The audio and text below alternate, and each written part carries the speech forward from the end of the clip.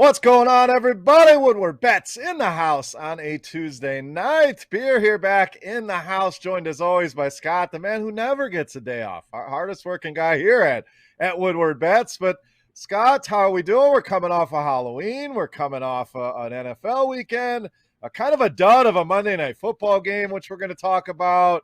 And I know you got some thoughts on Halloween candy we may disagree on. So lots to get to here today on the show. How you doing, buddy? I can't complain. This weather's getting to be a bit of a thorn in the side, but hey, it comes along with the territory being here in Michigan. At least there's not snow on the ground. I did see some snowflakes driving around earlier. I hate to rain on your parade here, but it's definitely cold enough. You get up in the morning, got the iced over windshield, all that to deal with, and I did see a few minor flakes. So to me, we're lucky to be in November here in Metro Detroit and not have any snow yet. We know that it can hit in October. I've definitely been trick-or-treating, and it's been snowing before. So to get all the way to November without any snow is pretty awesome. But I got to let's talk some Halloween first. Let's keep it nice and light. And we've had a few disagreements here on some Halloween candy. Now, I'm a big dude. I love my candy. No, there's not many things I'm going to pass up at Halloween. Now, my kids, one of them doesn't like chocolate at all. So she basically puts a pile together. Here you go, Dad. Here's Reese's. And, I don't need to get any bigger, but it's tough to say no to a Reese's, Scott. We know that. That's a winner in both of our books. But there's a few in your pile there that we're going to disagree on. It's your tossing aside, and I'm calling you crazy. So let's before we get into sports, we're going to get in everything. We're going to talk football. We're going to talk World Series. We're going to talk basketball. We're going to continue with our best bet segment. Hopefully stay on a roll with that, especially in the NBA. Been red hot there. And we'll get to all that stuff. But we're going to talk candy here to open the show. So, Scott, let's see what you have in your little selection there and if we both like it or not. And if not, you can ship it over here. I'll definitely take care of it for you. So what do we got here? What's in the pile? So I got some Reese's. So winner. This is a double winner for us. While we're on Reese's real quick, I'm gonna give you a little tip from the pro. You freeze your Reese's, they're that much better. Have you ever had it like in a blizzard, thing like that, an ice cream? So they're a little bit more frozen. So freezing those and then about a minute out of the freezer, they're fantastic. So that's the way to go rather than kind of the melty mixed in with all the other candy. Let the elite candy sit elite, stay alone, put it in the freezer. Your tip for today. What else we got? Yeah, I agree with that. Definitely frozen's the way to go. My favorite one here is now the Skittles. You got, can never go wrong with Skittles. Skittles is a number one. $100,000. This is like the old person candy bar, but this in the freezer is top notch too. Like these ones here are top notch. That will break your teeth out of the freezer. That one you gotta, your Reese's you can almost eat direct out of the freezer. That one I agree. You gotta freeze it. It's a very underrated candy bar, but you gotta give that one a minute, let it soften up a little bit, or you're gonna be visiting the dentist. Here, these are other ones you gotta freeze. Now this one here for me, not so much. I don't really care for. Fantastic. Love me some York. I don't care for that one. And this one here, this Almond Joy. I don't really care for this one either. I'm just not a fan, really. And I'm not a fan of this one either. Wow. What's wrong with you? I don't know. I'm not a fan, but I'll tell you what. I don't have my favorite ones here. And that would be the Butterfingers and Baby Ruths. They're gone. Like, those ones don't stand a chance around here. But, these other ones. Those, the Baby Ruths, the Butterfingers, those to me are, I'll eat them, no doubt. Actually, I don't even really like the Baby Ruths. That's the one I'm gonna call BS on. But for you to be tossing aside Almond Joys, York Peppermint Patties, that's come on, man. You're killing me here. I'm not really the biggest chocolate fan either. I'm kind of almost going to side with your daughter. The older I've got, I just haven't become as much of a fan of chocolate. I like the Starburst. Those are usually gone right away. The Skittles are good. I do like the Reese's, the $100,000, the few, but I'm kind of picky with my chocolate bars. But like the Almond Joy, I'm just picking the almond off the top, and that's it. I'm not eating the rest of it. So you're not a coconut guy? Is that the problem here? Not a mint guy? Yeah, I'm not really a fan of coconut. I'm not a fan of coconut. And the Snickers, I just don't know what it is. I just never really cared for Snickers bars. I don't know what. I know they're pretty popular. I just not something that I ever really dove into. I do like the suckers, like some of these blow pop suckers, shit like that. I like stuff like that. Just the candy, hard candy kind of stuff. Jolly Ranchers are always a good one I like. But yeah, not a much of the chocolate, but what can you do? Have you had the best candy bar ever invented, which is the Take 5? I have had that. That is pretty good. That's a good one. But that is your favorite, huh? That's your number one, the Take Five, huh? Oh yeah, I mean you're getting a Reese cup basically. It's the peanut butter, the chocolate. You're getting a little bit of the nougat, as we know, is in almost every candy bar. You got a whole pretzel in there as well. I mean, what's not to like? You got the sweet, you got the crunch. I mean, that thing is fantastic. So easily the best candy bar on the market. But let's transition out of candy here and talk some sports. First thing, let's do a little housekeeping. Make sure you are following our Twitter page at Woodward Bets. Make sure you're following the network at Woodward Sports. We also want to tell you about our sponsor of the show here, and that is Underdog Fantasy. And Scott, I know you've been playing on there. I love me some Underdog Fantasy. Best ball drafts, different props you can mix and match, all the major sports as well. You're not a football guy? Don't worry about it. They got stuff for you in baseball. A World Series tonight is fun to have the little games you can bet on, the little props you can go and mix up 2, 3, 4 of them and increase your odds. And what we're going to do here, special offer just for you guys listening to this show, use our promo code WSN, as in Woodward Sports Network, on Underdog Fantasy. A $10 deposit will get you $10 free to use in your contest. So it's a thank you to you guys for watching the show, for checking us out. Make sure you guys take advantage. Again, promo code WSN at Underdog Fantasy. Download it today. Super fun. Scott, I love me some Underdog Fantasy. Yeah, it's a lot of fun. I do like mixing and matching having the different sports available. You can get in there with some hockey. Yesterday, I actually fooled around a little bit. Our boy Beastie was on here touting out some hockey with the Oilers and the Seattle Krakens late last night. So I was sitting there watching some baseball. I thought, I'm going to look at some Underdog and see what we got. And I'll be damned if he was right. They scored 7 goals. I had a couple guys in there to get some points, and actually won a 10-timer myself for $10 and ended up winning 110. So, hey, it was a good time. A little something just to kind of dabble with. I thought, we'll see what happens. But yeah, I was that Monday Night Football game was a little boring, so my eyeballs started venturing elsewhere. It certainly was. We'll kind of recap what we saw last night. The Chiefs barely edging out the Giants. Kind of a boring game. The Chiefs just don't look right offensively. Not sure what it is. Travis Kelce looks terrible at the tight end position. So we'll recap some of that. But we want to set the table here for the rest of the week. Every Wednesday, we do our KMA segment. So get those to us. And what are we talking about? Guys that made you mad. Maybe it's the Chiefs. Maybe it's Kelce. Maybe it's Scott talking this nonsense about York peppermint patties. Let us know who irritated you every Wednesday, and we will be your sounding board.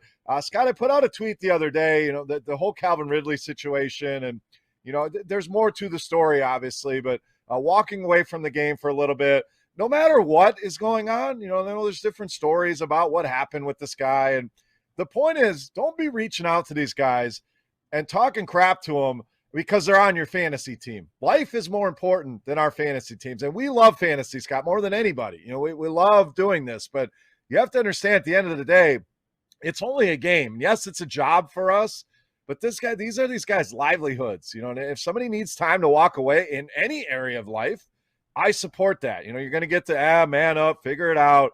I certainly, that's how I was raised. I get it. You man up, you fight through situations. But the point is, don't be calling people out when they have these scenarios, these situations going on. So just interesting. We had another scenario today. I don't know if you saw this yet, Scott, but not sounding good on Henry Ruggs, involved in a pretty serious car accident in Las Vegas early last morning. Sounds like he was the driver. The other passenger of the other car was killed. So it sounds like he's going to face a DUI with resulting in somebody dying. So sad news there, of course. We'll see what happens with Henry Ruggs. But Scott, I know you're of the same ilk as I am. We're kind of old school, and that's kind of, we have fun with the KMA segment, and that's what we want people to send these in. Hey, I'm pissed off at Derrick Henry. He broke a foot. but reaching out to these guys, talking shit to them on Twitter or their families, or you got to draw the line somewhere, and we're going to continue to draw that line here at Woodward Bets. Yeah, absolutely. That's why we wanted to do this KMA segment. When we were trying to figure out little things we could do for the show. We all the kind of little vent, be a little sounding board. We saw some crazy finishes that were affected the spread this week. Chris, that FSU game, I'm sure we might bring that up tomorrow. There's just different stuff. But you know what? If you're in an office setting, I came from a corporate type setting. Before I came to Woodward Bets, and you know what? If I had a coworker call off work, I don't care if I knew they bowled the night before, they played softball, maybe they were out drinking, and maybe you think that, but I sure wouldn't walk around the office, chastising the person that, I can't, this is bull crap, this, they're missing work and I got to do this extra work. Hey, we all got our reasons at home. We don't know the reason. There's obviously something going on with Calvin Ridley. I just hope him the best. Hopefully he's got a good surrounding of friends. BC and I kind of talked a little bit about it yesterday. And we did bring up Calvin Ridley, and I, we both said the same thing, hopefully the guy can just get things right. And I can only imagine too, Chris, with the pressure of the NFL, and we don't know what kind of head injuries, we've been seeing that here in the past 5-6 years, and how much this has really affected a lot of these guys. So, kudos to Calvin. He's not going out there and risking his health any further. If he feels he's not right, football is a violent game. Don't put yourself out there if you're not in the right frame of mind. So, hopefully he gets well. I have him on a lot of my teams to be actually, and you know what? I just swapped him out and went on. My teams are built that you got to have a few extra of these guys. We're going through bye weeks. I know it does suck, to miss out a guy like that, especially in the short time we had. But it is what it is. We're going to move on, and there's other things that in life we need to worry about more so than, a guy missing out on a day of work. But I do. Hopefully he gets right though, Chris. Yeah, agreed. So the point is the roundabout way of saying don't be reaching out to these guys on social media. And I know some people take the point of, I'm a fan. I buy the tickets. I buy the jerseys. We support these guys. I understand that. I agree with it. It doesn't give you the right to do some of the things that I see on social media. Like you said, no matter what it is, he's got something he needs to figure out. It's harder sometimes to man up and say and admit I need to step back and take care of this than to just kind of keep pushing through like a lot of people do. So again, whatever it may be, just be supportive. Understand he's on a ton of my teams too. It sucks. You lose one of the best wide receivers in the game, no doubt. But again, the key point there, it is a game. So let's talk about the game last night real quick, Scott. There's not a ton to talk about here as there wasn't a lot of action, a lot of turnovers, a lot of ugly passes. The Giants get an interception early in that game down in the red zone. Daniel Jones immediately turns the ball back over. And I was watching the Manning cast on ESPN, which is pretty entertaining. And they talked about how he just stared down that receiver the entire time. It was a quick slant route to the left. He did not, look off to the right, come back to the left. He looked there the entire time, throws it, and is surprised that they intercepted it. So just some ugly quarterbacking. Mahomes got lucky on a few, probably should have had a couple more turnovers that the Giants weren't able to capitalize on. But, all in all, Tyreek Hill looked pretty good in that game. We saw a touchdown from Gore, who I believe it was Michael Strahan. I was like, is this Frank Gore still playing? No, it was a rookie getting a touchdown. So, that Manning cast was about the most entertaining part, Scott. I don't know if you watched that, but there was a part Peyton Manning's just wolfing down a piece of chicken at lightning speed. I'm sure if you were on Twitter last night, you saw that, everyone making fun of him. But that was about the most entertaining part of the game. The Chiefs come away with a win. In the showdown contest was kind of ugly. Just a weird night of football last night with Chiefs and Giants. Yeah, it was weird, but yeah, that Manning cast, I do really like that actually. It's just a different perspective. If you're a play-by-play guy and you want the play-by-play, so be it. But yeah, that Manning cast is funny. I was kind of giggling at Eli when he was talking about staring at the receiver. I was actually yelling back at the TV like, dude, that's what you did your whole damn career. You stared at receiver. But that perspective is kind of cool from those guys, being in the game, knowing what some of these looks are doing, where the quarterback should have went. That is kind of neat. But yeah, that game though last night, man, it was just so weird. The game just didn't really have too many explosive plays. We saw Hill get a touchdown kind of early, and I thought, it's only a 6-yard touchdown. Nothing really going to kill you. I thought, 7-7 right away. We're going to have a game that should kind of open up, and it just never happened. It just kind of was a dud the rest of the time. But yeah, Mahomes, I think, Chris, we've been saying for ever since he's come on the scene, like, man, he makes these throws that are just so risky, and he seemed like he got away with a majority of them. And I don't know if it's just the football dumb luck, if you want to call it, or football luck or what, but I think he used a lot of his luck up. I think some of these throws now are kind of biting him in the butt. But we'll see how the season goes on. But Mahomes is definitely struggling. Maybe it's his silly brother and his silly fiance acting up on all these TikToks. Maybe they're embarrassing him a little bit, and he just is out of the frame of mind. I don't know, but something's not right with Mr. Mahomes. Yeah, we've seen this before. Quarterbacks that seem like they were going to be the next, big thing. And I still think his future is very bright. Obviously, is one of the best young quarterbacks that we've ever seen in the league. But we've seen guys kind of go through this, at some point in their career. Aaron Rodgers went through this. Scott, I was ready to write off Aaron Rodgers years ago. Like, all right, he's done. I don't know what's going on with him. There was about a year or two period that he just didn't look like the same quarterback. So I think part of it is just growing pains. I think he'll grow through it. Let's take a look at the winning lineup last night on DraftKings. Always an interesting, just an exercise. Something you guys should be doing. If you're playing DFS, look back and look at some of the winning lineups. How are they constructed? Why were they constructed? Kind of reverse engineering it. So real quick, Scott, we had Tyreek Hill in the captain spot. Probably had to have him there. Looks like he was a little less than 15% owned in that department, 12 for 94 and a touchdown. Daniel Jones in the winning lineup here. Darrell Williams, as much as he was out of the game, is still very productive here with 17 DraftKings points. Devontae Booker, just 26% drafted. He went for 17.5. McCole Hardman, 11.3. And the big one was John Ross, 2 catches only, 72 yards though, and he was only 8% owned in this contest. So that was the winning lineup on DraftKings. Anything there? I mean, outside of John Ross, who was the cheap guy that you needed, Scott. We see that week in, week out. There's generally that 2,000 or less player. John Ross was only 1,200 on DraftKings last night. He was the one you needed. So anything here that stands out? I think the interesting thing is most people put Tyreek in the captain. They're going with Mahomes, assuming he's got to have a big game for Tyreek to get there. It shows you that's not always the case here. Yeah, when I look at Showdown, I just kind of look at, like, all right, I think most people are going to spend X amount of money in these type spots, and they're going to spend 2/3 of their salary. So just kind of looking at how the teams are built, you can always run into where you see those low guys like the John Rosses, and then it does become, whose low guy does better, leave some money on the table. Maybe you went down to a different guy that was somewhat like a reach, like a Robinson, or was pretty low yesterday. And so was Josh Gordon was a low price guy you could have used. So there was a few penny. So, it just depended like which one of those guys you used to open up your salary.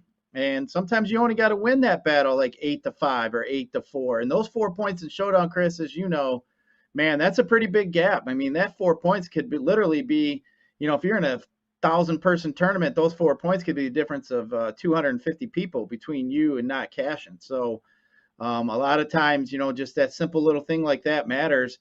A lot of teams are going to have the Hills and the Mahomes and the Danny Dimes and some of the Booker, maybe some of them receivers. So that's what I kind of like to look at on how the teams are built. But yeah, obviously Ross was the guy you had to have yesterday. Yeah, and that lineup, let me see here. 113 for the winning lineup on DraftKings. Obviously, there was a split there, split about 12 ways.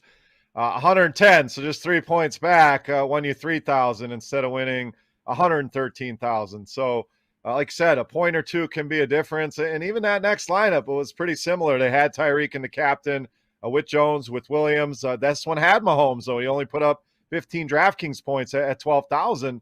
It's tough to recover from that. I mean, he had Kyle Rudolph at 7% owned with 9.2, caught that touchdown. And he did have Derek Gore as well in this lineup at 0.3% ownership, just $200 on DraftKings. So Mahomes actually cost him money in this lineup. Pretty solid to land on. Rudolph and Gore both scoring touchdowns. So just coming up a little bit short there, but interesting nonetheless. So we talked about our KMA on Wednesdays. Every Friday we do your sit-start questions. So season long, we're getting into the nitty-gritty here. We're halfway through the season now. So it's win or go home time. So let us help you out. We've had some great questions on that show every Friday. If it's a trade question, whatever it may be, let us help you out there. So Scott, best bets yesterday. Looks like you guys went 3-3, so not bad. NHL was 2-0. NFL was a struggle, and NBA 1-1. So a tough week in the NFL last weekend. I know you mentioned the best bets from the NFL yesterday, so we don't need to rehash that. I think mine were 2-2 or 2-1, something like that from Sunday. But we're going to turn things around here tonight. So let's start with baseball here tonight, Scott. We got Game 6. I know you're a big fan here of Game 6. Got a bet riding here that the Braves take it down in 6. So obviously pulling for you there. I thought this thing was over. You know, they hit that grand slam the other night. I think that was on Halloween. We had just gotten back from trick-or-treating, settled in. We're watching the game. Boom, a grand slam. We're like, well, okay, Atlanta's going to run away with this thing. And Houston just put a ton of runs up on the board and said, we're going back to Houston. So set the stage for the people here tonight. How does this one play out? Is there any leans in the betting market here, fantasy-wise? You're our resident baseball guy, so how do you see Game 6 playing out here tonight with Houston and Atlanta? Yeah, it looks like we got Max Fried on the hill and against Garcia. It looks Garcia is going to be pitching on short rest. But I'll tell you, Chris, Max Fried been struggling quite a bit. And, you know, coming into the playoffs, that guy was just pitching really well. Had a bunch of quality starts in a row. I want to say close to 12 to 14. I want to say off the top of my head, his ERA was below 2. The guy was cruising. Then all of a sudden he gets here in these last 2 playoff games, and he's given up 5 earned runs against the Dodgers in a loss in 4 innings. And now this last game here against Houston, 5 innings pitched, he gave up 6 earned runs. He gave up 1 walk, and he struck out 6. In both innings, he's gone 90 and 86 pitches. So I think in this game here, Max Fried gets right here. I really think he's going to get right.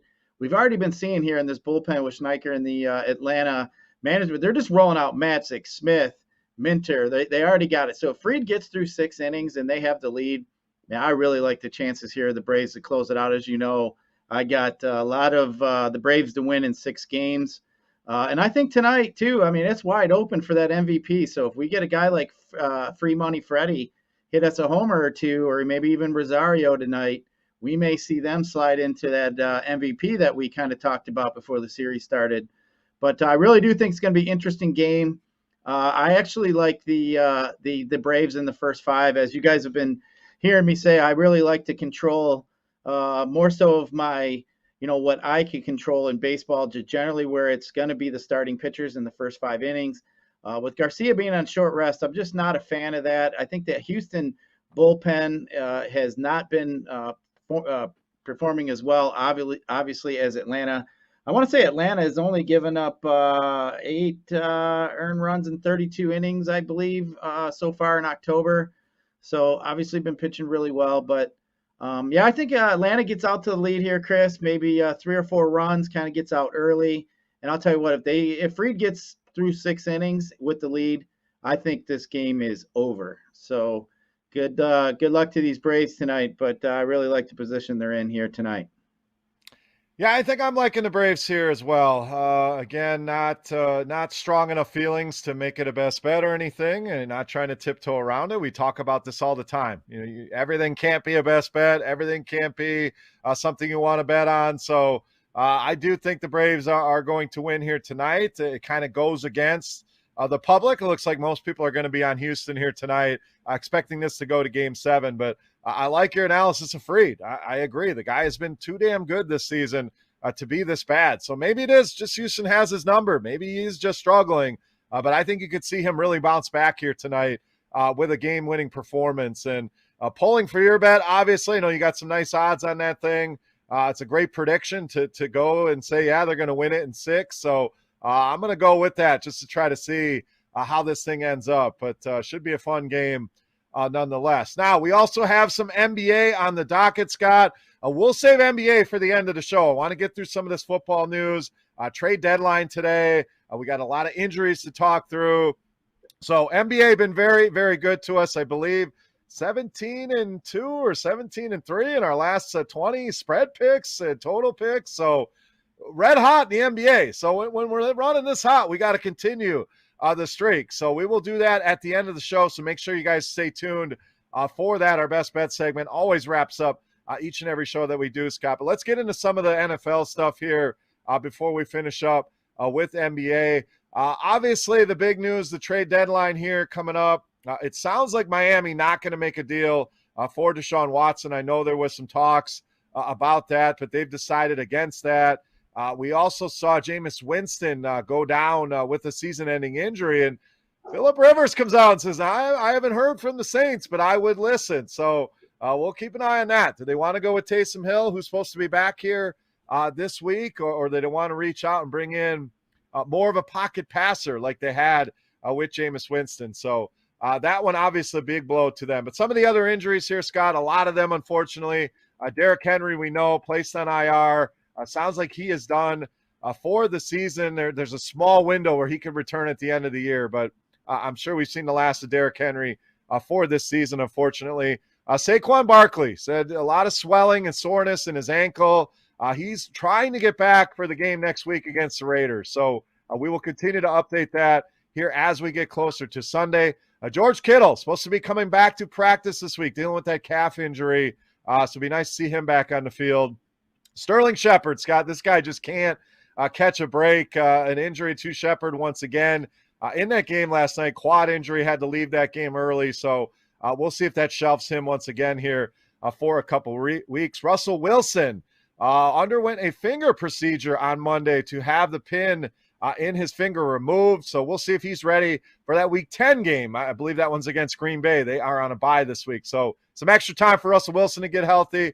Latavius Murray sounds like he may have a chance to be back for Week 9 for the Ravens. Kyler Murray still dealing with that ankle injury he suffered in that game the other day. So he's day-to-day, according to Cliff Kingsbury. We'll see what happens there. Dak Prescott expected to be full go. It was a little frustrating with Dak Prescott. Sounded like he was going to play. They had a bye. He did not. We saw Cooper Rush come in and look pretty good, but they came out yesterday and said he's all systems go. So I'm expecting Dak Prescott back in that Dallas lineup. Devontae Adams, we know, was on the COVID list. He should be activated here for Week 9. Jameis Winston, once again, torn ACL. He will miss the rest of the season. Christian McCaffrey expected to return to practice, I believe, tomorrow. So they said if he can't be back this week, hopefully it's Week 10. And then good news on James Robinson, Scott, a little foot injury there in that game in Seattle. He had to leave the game early, but sounds like he's more day-to-day than anything serious here. So, Scott, that was a lot. And a lot of big names there on that list, a lot of running backs. So people are hurting here at some of these positions. So quick thoughts here on this massive injury list here for Week 8. Yeah, I'm telling you, it's like every week, Chris. I mean, in DFS, we talked a little yesterday. I thought I was sitting pretty. I had a team on DK, started out great, sitting there with James Robinson. Next thing I know, I go outside, I come back in, and all my guys are hurt. I'm thinking, what's going on here? Can't be right. Just seems like week in and week out. It's affecting my DFS teams, it's affecting my season-long teams. But again, that's why you got to pay attention. That's why you got to play every week. That's why you got to pick up guys, even if you're not in the need of guy. If you see a guy on the waiver wire that's better than the guy you have on the bench, pick it up, make the swap, do what you got to do. You got to stay on top of things. And I think it's perfectly obvious. It's perfectly well obvious at this point, just because we've seen it in your own fantasy leagues. The guys that are paying attention and being active are ahead at this point. We've seen some guys from the waiver wire that are doing really well.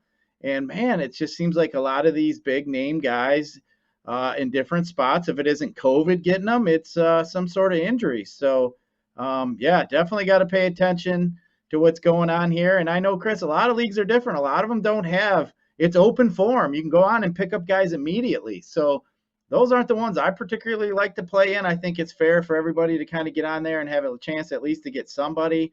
But yeah, if you got them open waiver wires, man, you got your ear to the ground quite a bit, man. There's just a lot of guys that you can pick up their replacements. But man, if you look at the list of quarterbacks that won the games this week, Chris, I think it's crazy. I mean, some of these guys that we heard, Cooper, Rush won, Semien won a game. I mean, we were talking about this white guy, and he Right. literally beat the Bengals, for God's sakes. We were making fun of him. We didn't even know where he's from. But, it just goes to show you. And to really, Chris, I've always kind of made a joke. The NFL stands for no effing logic. And I think last week that was in plain sight for us to see. None of it made sense last week. But you know what? That's what makes it fun. Yeah, Mike White comes out, and the guy's the next Joe Namath there in New York. Throws for 400 yards. They beat a Cincinnati team that's been on a roll here of late. So, yeah, you never know. So let's dig into some of the ads here for this week. We know that there's a lot of people missing. There's buys, there's injuries. So a few of the notable names here. Adrian Peterson signs with Tennessee. I was curious to see, were they going to roll with who they had? I figured they would bring somebody in. I did not think it would be Adrian Peterson. It's funny to not see Todd Gurley even mentioned anymore. AP lives once again. Scott, we're not surprised. Let's just stop on this one because it's kind of funny. I mean, this dude, 35 years old, I want to say now, and just continues to be on the list here for these teams. So how quickly does this guy make an impact? Does he just come in right away? And obviously not going to be Derrick Henry, but I got to think he comes in and gets 12 to 15 carries a week right off the rip. He might. I think the reason why a lot of these teams go to these veterans is just because of their ability to pass block and come in and kind of pick that up, I think, a little quicker. I mean, AP's been in so many different systems now. I haven't dug to see if that offensive coordinator for the Titans is somebody that AP played for in the past, to where he might be familiar with some of their schemes. But I think that does come into play. I mean, I think they went out and looked for a guy that was a pretty good size back that they could use in the goal line. I still think they're going to use McNichols quite a bit, but I think they're going to rely on Peterson. They know he can catch the ball out of the backfield. I mean, he's rested. I mean, the guy's rested. I think you can use him for a short period of time if you need him. Now, moving on, as long as the season goes on, I think he's going to wear down once you get 5-6 weeks into his shelf life here. But hey, these first few weeks, Chris, I'm not opposed to adding him. I think he might be able to help a team out here. Yeah, I'm not super excited about the ad, but I certainly get it. If you're in running back purgatory and you're struggling to find somebody, I don't hate the ad at all because it's a guy that's going to get you some work and get you some carries. So a guy I like a little bit better than the next guy on the list, Boston Scott, still out there in about 80% of leagues. It's a little bit of surprise to see him as involved as he was. I know we talked about kind of that split with him and Kenneth Gainwell, but Scott basically stepped into that Miles Sanders role, and they kept Gainwell mostly in that passing game role. Now, he did get some carries, but we also saw Jordan Howard kind of infused into this backfield. So I think both of those guys are worth ads if they're still out there. I know Jordan Howard is out there in 99% of leagues, but I prefer Scott out of all these guys here. But I think all three can certainly be helpful. Carlos Hyde, still available in 85% of leagues if you're desperate. Some wide receivers to look at. Jamal Agnew with the Jaguars. No DJ Chark. We're expecting it to be Laviska Shenault, Marvin Jones, and it's all Detroit cast-off. Jamal Agnew getting it done. So he's still 90% available. Devontae Parker out there in a lot of leagues. And then some value tight ends that are really looking good, Scott. Pat Freiermuth getting an opportunity with Pittsburgh with no Eric Ebron. And Dan Arnold with Jacksonville looked great in that game against Seattle. There wasn't much great in that game for the Jaguars, as you know, Urban, on Sunday. If you missed our Sunday show, we had a visit from Coach Urban Meyer in that game. But Dan Arnold was certainly one of the bright spots there. So tight end, I do think there's some viable options here on the waiver wire this week. Yeah, I used that Freiermuth in a couple DFS lineups, and he came through for us.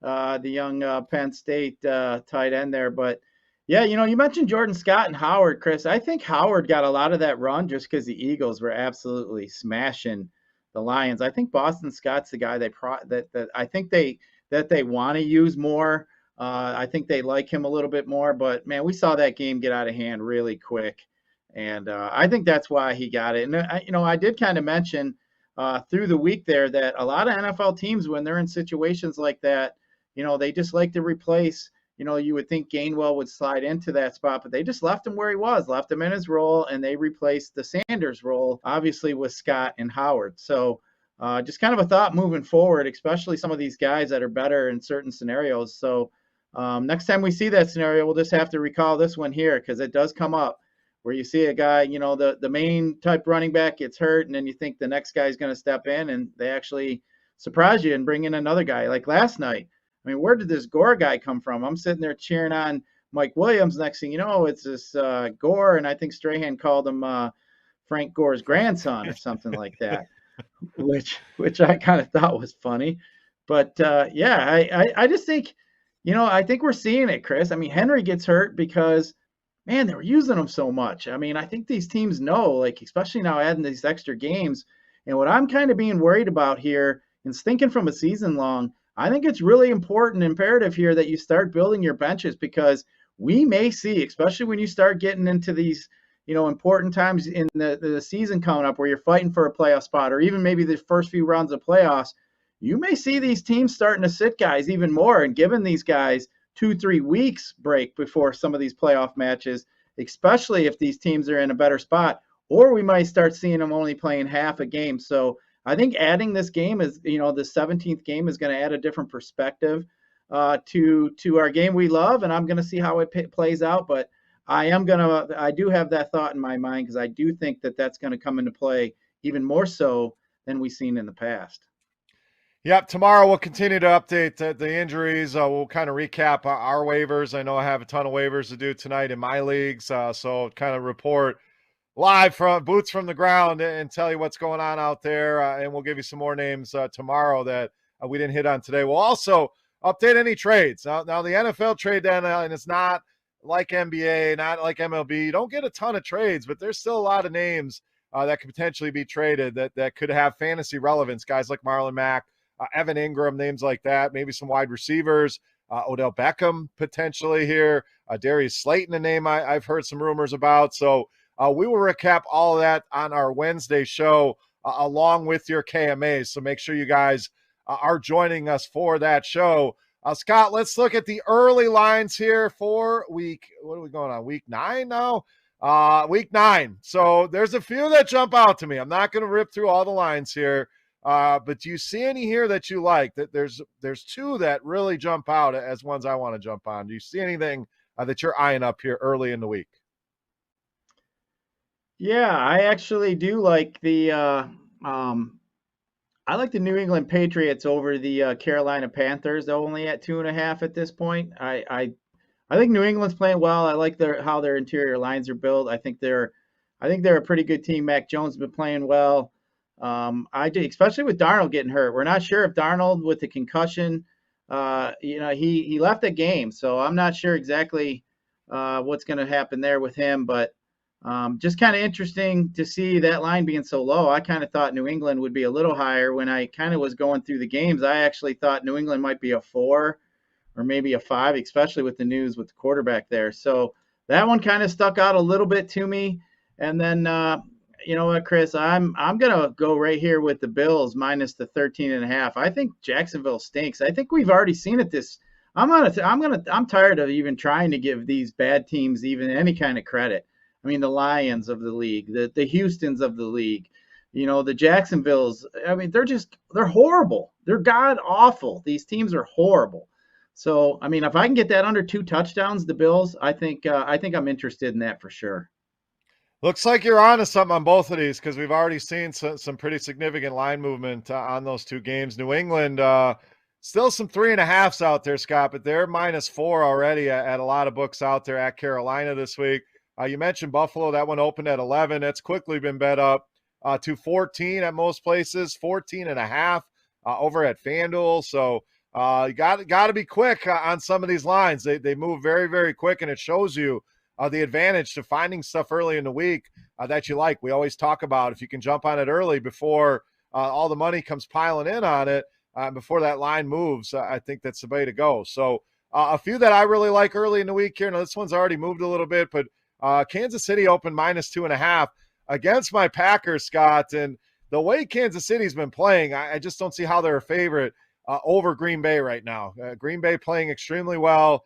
behind Aaron Rodgers and company. Huge win without Devontae Adams in Arizona, which at the time was probably the team playing the best in all of football. So it was 2.5. This one's down to Kansas City, still the favorite, though, at most places by a point or a half. So if I can grab a +1 on Green Bay or even get a little bit on the money line, that's certainly what I want to do there. And then Arizona, I think they bounce back. Now, I know there's some worry about Kyler Murray, and that could certainly be a concern here, but -3 in San Francisco, and it's actually down to -1.5 at some places here. I like Arizona a lot in this game. I think Kyler Murray plays. I think that's the only reason this line is as low as it is we're worried about Kyler Murray. I think he goes, and even if not, I have not been impressed with the San Francisco team. Now, you can give them kudos for last week against Chicago all you want. I think Arizona is a far superior team here. Yeah, I got to agree with you that. Kyler Murray, I mean, that team just seems to be, and you can just tell by watching them. I mean, they're just a well-rounded team. I mean, you lose a guy, I mean, J.J. Watt, and then they're still throwing guys like Chandler Jones, all these other guys at you. So I really think the Cardinals are well-built team. But I can't even talk. I keep seeing all this candy sitting here, Chris. I can't help it. Want to just eat it. But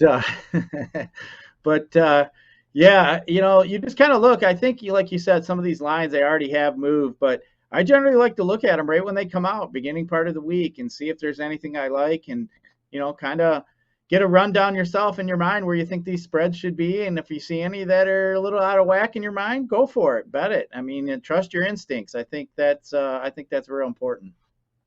A lot of books will have them out, even like you're betting week 8. The week 9s may already be out in some books, so you can really, as you're watching things, as somebody gets hurt, like jumping on some things and taking advantage. So to me, you can never be too early. Now, is it always going to go your way? No, but if you watch the games enough, you kind of understand how things go. I think you'll end up on the right side of things more often than not. So one other pretty big line jump that I noticed was the Rams going from a -4 opening against Tennessee to already up to -7.5. Now we know that's Derrick Henry not going to play. Plus, they go out and trade for Von Miller, Scott. That defense wasn't good enough with Aaron Donald, Jalen Ramsey. Now they bring in Von Miller. So try to get your boy Stafford a championship here with the Rams. Yeah, I mean, we know I bet on them to begin the season. I said that, they were my favorite pick. And, hey, at this point, that's pretty much what I'm cheering for. We all kind of knew. I mean, we already know how this movie ends. The movie ends with Stafford holding up the Super Bowl trophy. But now the question is, do we think about sprinkling a little cheese on the Stafford to win the MVP of the league at this point? He's in the discussion. So is that something that maybe some of us, I was thinking about it here recently, but especially with no Mahomes, Mahomes kind of has taken himself out of that discussion. Lamar has kind of slowed down a little bit. So, man, I think Stafford, if he keeps having some decent games and these Rams keep winning, Cooper Kupp keeps throwing up these yards, Stafford is a guy that you could possibly bet on here to win the MVP. So, of course, that's what's going to happen. We're Lions fans. This is the way it happens. So, can already seen it coming. I saw the Rams winning the Super Bowl coming. Then they trade for Von Miller, and I thought, and they basically got him for free. They're eating their salary. They gave up a second-round pick, and it's like, wow, okay, nice. Now you got Von Miller running behind Aaron Donald with Jalen Ramsey behind him. Interesting. Crazy. I was shocked that was all they had to pay for him. There's 30 other NFL GMs going. That's all I had to give up for Von Miller. I mean, I would have made that call had I not known. It's kind of like in your fantasy league when that happens, and somebody trades away a stud running back, and you're like, that's it. I could have got Alvin Kamara for a bag of footballs, and I didn't know about it. So always doing your due diligence. I talk about it in fantasy leagues all the time. You should be looking at your standings, who is panicking, who needs to make a move, who needs to shuffle things up. If you're in a dynasty league, who's already looking to next season and rebuilding? Is there a piece that you can grab to help you this season? Maybe you're the rebuilding team, and you need to sometimes you got to swallow your pride, Scott, and say, hey, my team sucks this year. I need to look towards next season and start acquiring younger assets and picks. So whatever it is, you got to constantly be evaluating, like you said earlier, the people that are paying attention, that are in tune every day, watching the news, keeping up to date on things. Those are going to be the best players in your fantasy league. I promise you that. So Be one of those people. Don't be the lazy guy just setting the lineup every week and hoping for the best. So, Scott, I got a best bet of all. I'm going to guarantee a bet here. Guarantee. Oh boy. You ready for this? Oh boy. Like yeah, I'm very, ready. very, very few times am I going to guarantee something is going to happen this week. So you ready to write this down? I got my pen ready. And this will be for the local crowd is going to love this one. The Detroit Lions will not lose this week. I heard they're underdogs by 14 points. They are. So the old bye week, man, I'm reading your board as we speak. The bye week is a juggernaut, man. Some 2 touchdown favorites over the Lions. That was pretty funny. I saw a lot of that on Twitter last night. Yeah, I didn't expect much coming out of the Lions to begin with, but you know what I will say, Chris? I mean, the coach has got to stop with the whole pouting bit. I mean, these are grown men. I mean, we get it. It's his first job. He wants to do well. But if he was dumb enough not to know there wasn't any groceries in the cupboard, then he's just not. He just needs to come out and say, listen, I don't have the horses to run the race. We're going to go out there and fight every week. We're not going to give up. And, we're going to try everything we need to win. And if he keeps doing things like they did against the Rams, we saw him trying some onside kicks and fake punts and doing some stuff like that, I think us Lions fans could stomach it. We understand Patricia left us with a bunch of junk in the cupboards. I get it. I mean, it's understandable. And the best thing about the NFL is you can turn it around the quickest in all of the sports. Baseball, it's a long time before teams generally can turn it around. It takes 5-6 years to build up your farm systems and so forth. So, you know what? The Lions obviously are going to have some decent draft picks. So hopefully with this new GM we got, hopefully we can continue on drafting well. I mean, that is really what you need. And, we got to look at upside. The Lions made a huge mistake drafting Okudah. We see these teams, you got to draft an upside, kind of like in fantasy football. You draft a quarterback number 1 and you're only paying the guy $1 million or whatever this rookie quarterback salary is for, like with the Chiefs and Mahomes. The Chiefs were able to go out. Mahomes is working at a salary of a guy like Stafford was on the Lions, getting paid, top dollar and eating up all that salary cap. And then you got a guy like Mahomes, who was getting paid the rookie minimum. Well, now they can go out and have 4 or 5 other starters to make that team even better. Drafting a guy like Okudah in the third pick overall, the upside just wasn't there overall for your team. Now I get it, though, that position is a high price position. But unless you're getting like Deion Sanders play, I mean, I just don't see that pick being worth it. That's why I always thought, if they went after a Herbert and now it's easy to say, they probably would have drafted Tua, which maybe would have looked like a mistake. But, if we had Herbert right now, I think we would be in much better position than we are. So, I guess that's part of the whole thing as a Lions fan. Like the cupboards were bare. What do we expect? I mean, that's why I play DFS, Chris. I've been tired of this shit for the Lions for all these years. And when Barry Sanders retired, thank God, that's about the time, a few years later, DFS and fantasy football hit big. And, I didn't have to focus on all this. And then we had DirecTV, thank God, came out with the NFL ticket, and I can watch all the games and not be stuck to that one game on at 1 o'clock. But, hey, DFS, thank goodness. That kind of helped save me from being a Lions fan. And we have a whole generation of children that we could protect from this Lions fandom. Like, my girls were born in Michigan. I'm clearly from Wisconsin. That's why I'm a Green Bay. Brewers, Bucks fans, stayed loyal to all my teams. And I get it. We're half joking here. You're born here. It's your team. You stick by them. But, man, you guys go through a lot as Lions fan. I can certainly recognize that. Just some of the stuff that happens. And even if it is Tua, you're in a much better spot with Tua than you are with Jared Goff. I mean, you're basically stuck with this guy for the next 2 seasons. So hopefully they get it figured out. You mentioned the Okudah pick. That's a luxury pick that a good team can make. Take a corner at number 3. That's not a pick a rebuilding team should be doing. Very few of those guys have worked out picking them that high. Yeah, you could say, Jalen Ramsey, some of these other guys, but it's very, very rare for a corner to be that impactful. I mean, there's only so many Deion Sanders and Jalen Ramseys to go around. So we'll have plenty of time to talk Lions, Scott, but I want to get to the NBA here to end the show. We forgot to mention, I mean, speaking of Detroit and Milwaukee, we have Pistons versus Bucks here tonight. Now, the Bucks rolling out a skeleton crew here tonight. They're going to be missing quite a few pieces in this game. No Chris Middleton, no Drew Holiday, no Brook Lopez either. So 3 pretty big injuries here for the Bucks. So I think you get a lot of minutes for Pat Connaughton, for George Hill. Obviously, the Giannis usage are going to be through the work. You're going to see a lot more Bobby Portis.